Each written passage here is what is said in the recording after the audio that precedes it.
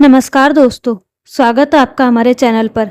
सरोज, चलो इस शनिवार सुलक्षणा मौसी जी के यहाँ चलेंगे। पूरा दिन वहीं बिताएंगे। तुम थोड़ी तैयारी कर लेना और जाते वक्त खाने को कुछ बाहर से ही ले चलेंगे। बहुत दिन हुए, मैं भी उनसे नहीं मिली। साथ ही बच्चे भी 2 घड़ी साथ मिलकर मस्ती मजा कर लेंगे। किशोरी जी बोली। माँ जी, बुरा ना मानिएगा, मगर बच्चों को मैं वहाँ नहीं ले जाऊंगी। सुबह उनके स्कूल के समय पर हम जल्दी निकल जाएंगे और आपको छोड़कर और मौसी जी से मिलकर मैं बच्चों के आने तक लौट आऊंगी और आकर घर का काम देख लूंगी। फिर शाम को ये आते वक्त आपको लेते आएंगे। सरोज ने अपनी सास किशोरी जी को उत्तर दिया। अरे, क्या बात हो गई है बहू? कुछ हुआ है क्या उनके घर जाने के नाम पर? तुम इतना क्यों उखड़ी उखड़ी सी हो जाती हो? किशोरी जी ने पूछा। पिछले 3 बार से मैं देख रही हूँ, ना तुम उनके घर ज़्यादा जाती हो और बच्चों को ना ले जाने का हर बार नया बहाना ढूंढती हो। आखिर बच्चों को पढ़ाई लिखाई के साथ मिलना मिलाना भी आना चाहिए। और ऐसा तो है नहीं कि बच्चों की पढ़ाई में तुम घुले जा रही हो। बाकी सब जगह तो उन्हें खूब घुमाने ले जाती हो। अपने मायके तो कई बार ले जाती हो, तब काम नहीं होते क्या? सारा काम मेरी बहन के यहाँ जाते वक्त ही याद आ जाता है तुम्हें? किशोरी जी थोड़े कड़े स्वरों में बोली। नहीं माँ जी, ऐसा कुछ खास नहीं। बस निहारिका अपनी साफ सफाई में ये तक भूल जाती है कि बच्चे हैं, मिलेंगे तो खेलेंगे, गेम्स भी निकलेंगे, और आखिर छोटे बच्चे ही हैं, खाएंगे पिएंगे तो थोड़ा बहुत गंदगी तो होगी। जब देखो कमरे में बिखरे खिलौने और नाश्ता देख मुंह बना लेती है। अब ऐसा भी नहीं कि मैं वहां जाकर मेहमान नवाजी करवाती हूँ, उसके साथ हर काम में तो हाथ बंटवाती हूँ। फिर भी बस अपने ही मुंह गुस्से के मारे बड़बड़ाती रहती है। मैं तब भी चुप थी, लेकिन पिछली बार तो उसने हद कर दी। मैं जब आपके लिए चाय बना रही थी, तब वो बिस्किट्स के पैकेट लेकर बच्चों के कमरे में गई। छुटकी उस वक्त चॉकलेट खा रही थी, और जाहिर है बच्ची अभी छोटी है तो कुछ चॉकलेट उसके चद्दर पर लग गई। साथ ही प्रेरणा के किचन सेट का इस्तेमाल कर बच्चे मस्ती कर रहे थे, तो उसकी कप प्लेट और बाकी का सामान यहाँ वहाँ बिखरा पड़ा था। अब गुस्सा खिलौनों को देखकर चढ़ा या चादर पर चॉकलेट को देखकर? उसने प्रेरणा को एक थप्पड़ लगा दिया। बेचारी बच्ची को तो अपना कसूर भी नहीं समझ आ रहा था। रोहन और रोहित भी उसे देख सहम गए। शर्म नहीं आती? इतनी महंगी चादर खराब कर दी, वो प्रेरणा से बोली। जिस पर छुटकी बोली, लेकिन चाची, तोतले दीदी ने नहीं थाई, मुत्ते दिरी है। छोटी सी बच्ची ने इतनी बात कह दी, मगर निहारिका गुस्सा था कि काबू में नहीं था। वो बोली, हाँ तो तुझे इतना ही शौक है चॉकलेट खाना, तो अपने घर से खाकर आया कर, यहाँ गंदगी मत किया कर। जब आते हो तुम लोग गंदगी मचा देते हो। ना खेलना आता है, ना खाना, ना जूस पीना। कोई सलीका है ही नहीं तुम लोगों में। छुटकी तो इतना सब नहीं समझती, मगर रोहित तो बच्चा नहीं है ना, वो तो सब समझता है। चाची, आप फिक्र मत कीजिए, हम कमरा समेट देंगे। इतना ही कहा उसने कि निहारिका ने आसमान सर पर उठा लिया था। बच्चे को बदतमीज और जाने क्या क्या बोल दिया। मैं उस दिन से चुपचाप रह गई। सोचा आपसे कुछ नहीं कहूंगी, बस अगली बार से बच्चों को लेकर वहां नहीं जाऊंगी, उसके घर। मगर आज जब आपने ये कह दिया कि मैं अपने बच्चों को घुलने मिलने नहीं देना चाहती, तो मजबूरन मुझे आपको ये सब बताना पड़ा। सरोज ने किशोरी जी से कहा। अरे नहीं बहू, बच्चों की बातों पर ज्यादा ध्यान न दो। बच्चों तो बात का बतंगड़ बना देते हैं, कुछ का कुछ कह देते हैं। किशोरी जी ने सरोज को समझाया। माँ जी, रोहित तो मुझे कई बार कह चुका था कि निहारिका उनको डांटती फटकारती है। मैं ही बेवकूफ़ थी जो अपने बच्चे की बात को नज़रअंदाज किया। मगर उस दिन तो मैंने ये सब खुद सुना था। जब बच्चों के लिए फिंगर चिप्स लेकर मैं उनके कमरे में गई, तो वो बच्चों को बुरी तरह डांट रही थी। उस दिन पहली बार मैंने अपने बच्चे को थप्पड़ मारा, मगर आपसे कुछ नहीं कहा। मेरा दिल बहुत रोया था, मगर उस दिन, और मैंने सोच लिया था कि मैं आपसे कुछ नहीं कहूँगी, मगर कभी भी अपने बच्चों को वहाँ लेकर नहीं जाऊँगी। मैं नहीं चाहती थी कि रिश्ता खराब हो। बच्चों का क्या है, कहाँ भागे जा रहे हैं? 1-2 साल में जब थोड़े और बड़े और समझदार हो जाएंगे, तब मिल लेंगे। लेकिन आज जब आपने मुझको ही शक के घेरे में खड़ा कर दिया, तो मुझे आपको ये सब बताना पड़ा। माँ जी, उन लोगों को अगर हमसे मिलने का मन कर तो आप उन्हें आमंत्रित कर लीजिएगा। मुझे गंदे कमरों और गंदी चादरों में कोई परहेज नहीं। मेरे लिए बच्चों की खुशी ज्यादा बढ़कर है, मगर मेरे बच्चे वहां नहीं जाएंगे, सरोज ने कहा। अरे बहू, लेकिन इतनी बात थी तो तुमने मुझे पहले ही कह देना चाहिए था। मैं सुलक्षणा से कहती ना निहारिका के इस बर्ताव के बारे में, वो समझाती उसे। किशोरी जी ने सरोज से कहा, नहीं माँ जी, उसने कुछ मत कहिएगा, बेवजह घर में कलह होगी। कोई बात नहीं, आप उन्हें किसी दिन यहाँ आने के लिए आमंत्रित कर लीजिएगा। बच्चे भी मिल लेंगे और मुझे इन बिखरे कमरों से फर्क नहीं पड़ता। बिखरे रिश्ते से तो भले हैं बिखरे कमरे, सरोज ने कहा। दोस्तों, आप सोच रहे होंगे कि लोग कौन है जिनकी अभी तक निहारिका के बारे में इतनी चर्चा चल रही थी। किशोरी जी और सुलक्षणा जी बहनें हैं। किशोरी जी, एक परिवार में उनका बेटा, बहू सरोज और उसके बच्चे छुटकी और रोहित है, और सुलक्षणा जी के घर में उनका बेटा, एक शादीशुदा बेटी, उनकी बहू निहारिका और उसके बच्चे प्रेरणा और रोहन है। जहां एक तरफ सरोज एक संयुक्त परिवार से थी, जहां मिलना मिलाना, हंसना हंसाना एक आम बात थी, वहीं निहारिका अपने माता पिता की लाडली बेटी थी और जिसका एक छोटा भाई था। एक जानी मानी कंपनी में फाइनेंस हेड थी वो, इसीलिए हफ्ते भर तो काफी व्यस्त रहती और छुट्टी के दिन अपने घर को व्यवस्थित रखने में बिता देती। उसे यूं अस्त व्यस्त बिखरा सामान जरा भी पसंद नहीं था।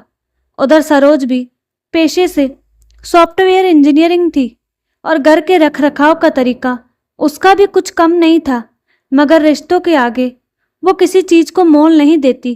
खैर, उस दिन किशोरी जी और सरोज सुबह बच्चों को स्कूल छोड़ते हुए सुलक्षणा जी के घर के लिए निकल गए। कुछ 10 बजे करीब वो दोनों सास बहू वहां पहुंची, हमेशा की तरह कुछ नाश्ता लेकर। अरे जीजी, इतनी जल्दी आ गए आप? मुझे तो लगा था बच्चों को स्कूल से लेते हुए आओगे और हम दोपहर का खाना साथ खाएंगे, सुलक्षणा जी ने कहा। नहीं मौसी जी, वो असल में अब बच्चों की एक्टिविटी क्लासेस शुरू करवा दी हैं मैंने। थोड़ा डिसिप्लिन भी सीखेंगे और कुछ आर्ट एंड क्राफ्ट भी। आजकल ये भी बहुत ज़रूरी है। और माँ जी तो आपके साथ खाना खाने ही वाली है। मैं थोड़ी देर में रुक कर निकलूंगी, सरोज ने कहा। इतने में निहारिका वहां आई। अरे आ गए आप लोग, कहते हुए किशोरी जी और सरोज के पांव छुए। फिर कुछ घड़ी बैठकर बोली, चलिए मैं कुछ नाश्ते का प्रबंध करती हूँ। रुको निहारिका, मैं भी आती हूँ साथ में। ये मैं कुछ बाजार से लेकर भी आई हूँ। चलो मिलकर नाश्ता निपटाते हैं, सरोज कहते हुए उसके साथ रसोई में चल दी। फिर चाय नाश्ता लेकर दोनों ने टेबल लगाया और चारों ने खूब अच्छे से साथ मिलकर चाय नाश्ता किया। निकलते समय उसने निहारिका से कहा, किसी दिन हमारे यहाँ डिनर का प्रोग्राम रखो। जिस पर निहारिका ने कहा, दीदी अभी तो कुछ दिन बाद मेरे छोटे भाई की शादी है, तो मैं माँ के साथ थोड़ा व्यस्त हूँ, उसके बाद ही आ पाएंगे दीदी, निहारिका ने जवाब दिया। माँ जी चलती हूँ, शाम को ये आपको पिकअप कर लेंगे, कहकर सरोज स्कूल के लिए निकल गई। कुछ दिनों बाद निहारिका अपने भाई की शादी में व्यस्त हो गई। भाभी के गृह प्रवेश के बाद कुछ दिन वह प्रेरणा और रोहन के साथ वहीं अपने मायके में रुक गई। आखिर भाई भाभी हनीमून पर जा रहे थे और पूरा घर जो शादी में पूरा अस्त व्यस्त हो चुका था, तो माँ की मदद करना भी जरूरी था। सो सुलक्षणा जी ने भी उसे कुछ दिन वहीं रुकने की सलाह दी। रोज सुबह से शाम तक माँ बेटी दोनों काम में लगे रहते। कभी निहारिका अच्छे से काम करती तो कभी रिश्तेदारों को कोसती रहती। पता नहीं क्यों लोग ठीक से किसी के घर रह नहीं सकते। माँ, आपसे पहले ही कहा था होटल में सबके रहने का इंतजाम करो। देखो बाथरूम तक कितने गंदे कर दिए हैं। सुनीता का भी सफाई करते करते हाल बुरा हो जाएगा। मेरी शादी होटल से की थी, वही सही था, घर तो साफ सुथरा था ना। अरे निहारिका, ऐसे मत कहो बेटा, अगर हम ऐसा सोचेंगे तो जिंदगी नहीं चलेगी। रिश्तेदारों से घर हुआ करते हैं, घर से रिश्तेदार नहीं। अकेले घर चाहे जितने खूबसूरत हो, काटने को ही दौड़ते हैं। हफ्ते भर में घर पहले जैसा साफ सुथरा हो गया। शाम की फ्लाइट से उसके भाई भाभी भी लौट रहे थे। काम खत्म कर वो उन्हें लेने एयरपोर्ट गई। घर लौट फ्रेश होकर सब खाने पर बैठे। भाभी, आप थक गई होंगी, आप लोग आराम कर लीजिए, कल आराम से बातें करते हैं, निहारिका ने कहा और रसोई में अपनी माँ का हाथ बटाने चली गई। कुछ देर बाद आई तो देखा भाई भाभी के कमरे की लाइट अभी तक जल रही थी और कमरे में से बच्चों की हंसी ठहाके की आवाज आ रही थी। वो उनके कमरे में गई, देखा तो ढेरों खिलौने बिखरे पड़े हैं। उन लोगों का अटैची खुला था और सारा सामान बिस्तर पर फैला पड़ा था। गुस्से में आग बबूली हुई प्रेरणा और रोहन को डांटते हुए बोली, ये क्या बेहुदगी है? पता है ना, मामा मामी अभी थके हुए आए हैं और आते ही तुमने उनका सारा कमरा फैला दिया। यही सिखाया है क्या मैंने तुमको? चलो अब सब ठीक करो। रहने दीजिए दीदी, मैं अभी सब साइड पर कर देती हूँ, कल ठीक कर लेंगे। और मैंने ही बच्चों को बुलाया था उनके तोहफे और चॉकलेट देने को, रह ही नहीं पाई बिना उन्हें तोहफे दिखाए। उसकी भाभी ने बोला, जाओ बच्चों अभी सो जाओ, कल खेलेंगे। उसने बच्चों से कहा, भाभी एक मिनट, बुरा ना माने तो एक बात कहूँ, घर में बच्चे नहीं खेलेंगे तो कौन खेलेगा? इन्हीं की हंसी ठिठोली से तो घर महकते हैं। और एक बात कहूँ, प्लीज आगे से बच्चों को क्यों मेरे सामने ना डांटिएगा, बच्चे मुझे ही दोषी समझेंगे और रिश्तों के बिखरने की नींव पड़ जाएगी। और दीदी, बिखरे रिश्तों से तो बिखरे कमरे भले। उसने अपनी बात रखते हुए निहारिका से कहा। सोच में डूबी निहारिका माँ के कमरे में गई। कुछ देर बात करे माँ, अगर आप थकी ना हो। निहारिका ने उनसे कहा, हाँ हाँ आओ ना बेटा, कुछ देर बातें कर लो। वो बोली, माँ एक बात पूछूं, क्या मैं गलत हूँ? उस दिन आपने कह दिया कि रिश्तों में घर है, घर से रिश्ता नहीं, और खाली घर चाहे जितने खूबसूरत हो अक्सर खाने को ही दौड़ते हैं। आज भाभी कहती है कि बिखरे रिश्ते से तो बिखरे कमरे भले। आज सोचती हूँ तो लग रहा है सरोज भाभी भी अब बहुत समय से अपने बच्चों को मेरे यहाँ नहीं लाती, और खुद भी अब ऐसा लगता है कि जैसे औपचारिकता ही निभा रही हो। क्या मैं कहीं गलत हूँ? हाँ बेटा, तुम गलत हो। मुझे सुलक्षणा जी ने बताया कि तुमने एक दिन सरोज के बच्चों को खूब डांट दिया था, और सरोज ने भी उस दिन रोहित को थप्पड़ मार दिया। वही आखिरी दिन था शायद जब वो बच्चे तुम्हारे घर आए थे। तुम अपने रिश्तों को खो रही हो अपनी सफाई की आदत से। तुमने भी तो अपने बचपन में यही सब किया होगा ना।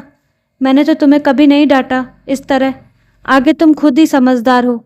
उसकी माँ ने कहा। पूरी रात निहारिका सोचती रही। सुबह कब हो गई पता ही नहीं चला। सुबह होते ही बच्चे फिर मामी के कमरे में पहुंच गए और मस्ती में डूब गए। उसकी भाभी भी खूब मस्त थी, बिना इस बात की परवाह किए कि कमरा तहस नहस था, सारा सामान बिखरा पड़ा था। कुछ दिनों बाद वो वापस लौटी।